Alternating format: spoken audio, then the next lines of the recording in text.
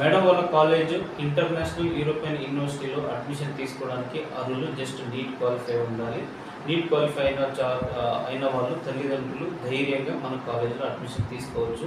ఇండియాలో ఎంబీబీఎస్ చేస్తే ఫారిన్ కంట్రీలో ఎంబీబీఎస్ చేస్తే డిఫరెన్స్ ఏంటంటే ఇండియాలో 4.5 years ప్లస్ 1 year ఇంటర్న్షిప్ ఉంటుంది. 4.5 years తర్వాత నెక్స్ట్ వన్ ఎగ్జామ్ అని రాయాలని రూల్ వస్తుంది. ఆ రూల్ కనుక వస్తే నెక్స్ట్ ఎగ్జామ్ రాసిన తర్వాత 1 year ఇంటర్న్షిప్ చేస్తారు, మళ్ళీ నెక్స్ట్ ఎగ్జామ్ రాస్తారు. సేమ్ బయట కూడా చదివేసి వచ్చిన వాళ్ళు 5.5 years తర్వాత ఇండియాకి వస్తారు, సేమ్ అదే ఎగ్జామ్ నెక్స్ట్ వన్ రాస్తారు, మళ్ళీ 1 year ఇంటర్న్షిప్ చేస్తారు, మళ్ళీ నెక్స్ట్ ఎగ్జామ్ రాస్తారు. సో డిఫరెన్స్ ఏమి ఉండదండి. బయటికి వెళ్ళేసి వచ్చిన వాళ్ళు మాత్రం ఎగ్జామ్ రాయాలి, ఇండియాలో చదివిన వాళ్ళు ఎగ్జామ్ రాయద్దు, అలాంటి అపోహలు ఏం పెట్టుకోకండి. అందరు కలిసి ఒకటే ఎగ్జామ్ రాస్తారు. దానికోసం గవర్నమెంట్ ఆల్రెడీ గజెట్ రిలీజ్ చేసింది, ఈ ఆర్డర్స్ పాస్ అవుతాయండి.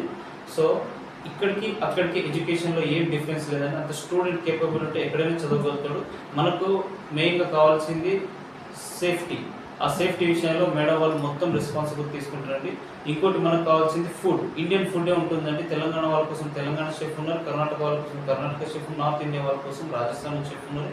మనకు 24/7 సెక్యూరిటీ ఉంటుంది. మేడం వాళ్ళ రిలేటివ్స్ అక్కడ మొత్తం టేక్ కేరింగ్.